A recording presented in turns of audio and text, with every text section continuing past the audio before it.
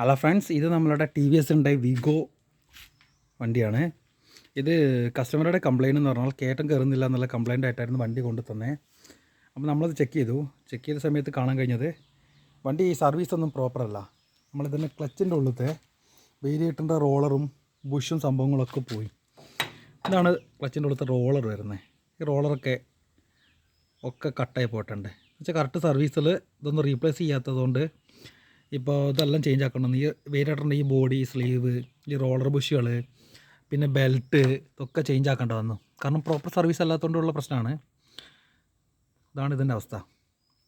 അപ്പം വണ്ടികളൊക്കെ ഉള്ള നമ്മുടെ ഫ്രണ്ട്സുകൾ കറക്റ്റ് സമയത്ത് സർവീസ് ചെയ്യുക. ആ സമയത്ത് ക്ലച്ചും കാര്യങ്ങളൊക്കെ അയച്ചൊക്കെ ചെക്ക് ചെയ്ത് ഒക്കെ ക്ലിയർ ചെയ്യുക. ഇല്ലെങ്കിൽ ഇതുപോലെ ഇത് കുറച്ചും കൂടി കഴിഞ്ഞിട്ടുണ്ടെങ്കിൽ ഇത് പൊട്ടി വണ്ടി ഏകദേശം വഴിക്കാവുന്ന പോലത്തെ അവസ്ഥയായിരുന്നു. അപ്പോൾ ആ സമയത്ത് നമ്മൾ കൈ കിട്ടി നമ്മൾ ചെക്ക് ചെയ്ത സമയത്താണ് ഈ പ്രശ്നങ്ങളൊക്കെ കണ്ടത്. അപ്പം ഓക്കെ, ഇതുപോലെ ടെക്നിക്കൽ വീഡിയോ ഒക്കെ കാണാനായി നമ്മളുടെ ചാനൽ സബ്സ്ക്രൈബ് ചെയ്യുക. താങ്ക്